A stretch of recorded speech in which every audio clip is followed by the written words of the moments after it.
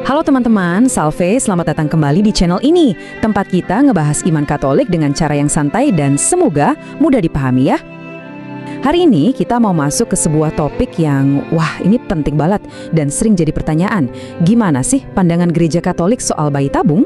Oke, kita langsung aja ke pertanyaan utamanya. Teknologi bayi tabung atau nama kerennya fertilisasi in vitro, ini kan udah umum banget ya, dan udah bantu banyak sekali pasangan.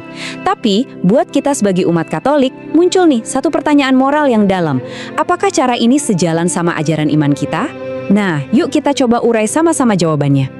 Nah, untuk ngertiin sikap gereja, kita nggak bisa langsung lompat ke kesimpulan boleh atau nggak boleh.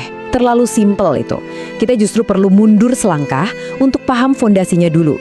Ada dua pilar utama nih yang jadi dasar pemikiran gereja.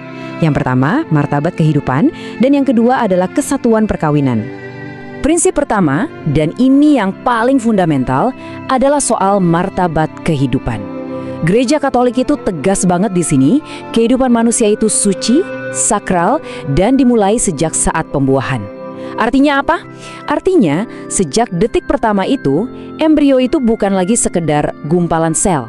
Bukan, dia udah dianggap sebagai pribadi manusia seutuhnya yang punya martabat dan harus dihormati. Ya persis seperti saya dan kamu.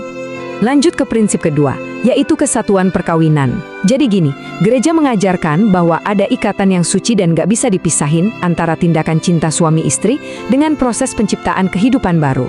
Prokreasi atau lahirnya anak itu dilihat sebagai buah dari persatuan mereka. Jadi dalam kacamata iman, dua hal ini tuh satu paket.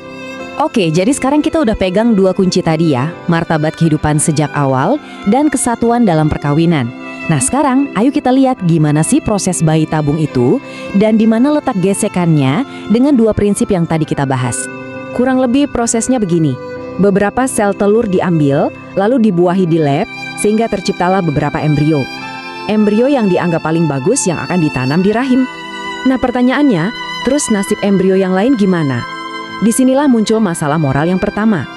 Embrio-embrio sisa ini, yang kita ingat, gereja pandang sebagai pribadi manusia, seringkali nasibnya, ada yang dibuang, ada yang dibekukan entah sampai kapan, atau bahkan dipakai untuk penelitian. Hal inilah yang dianggap sebagai pelanggaran langsung terhadap martabat mereka untuk hidup.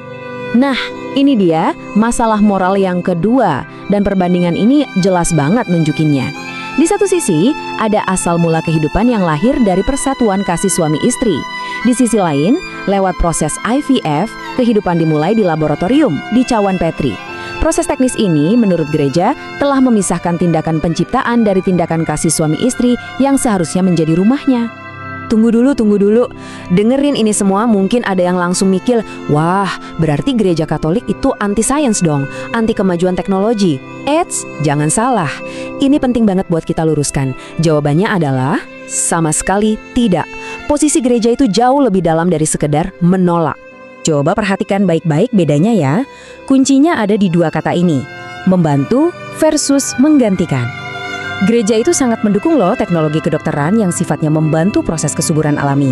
Tapi, gereja menarik garis pada teknologi yang sifatnya menggantikan secara total tindakan kasih suami istri.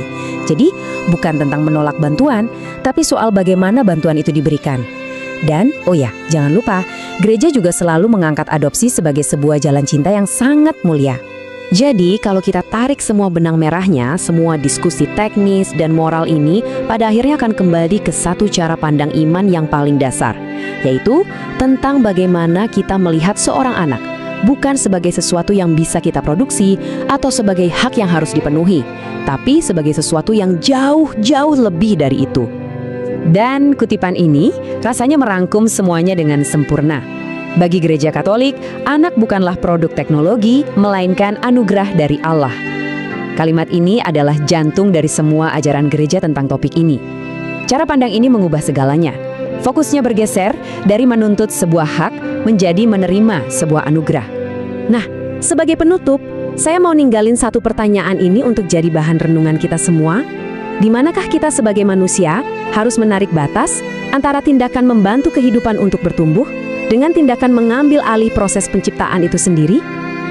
Ini pertanyaan yang dalam banget. Terima kasih banyak sudah menyimak pembahasan kita kali ini. Sampai jumpa lagi, Tuhan memberkati.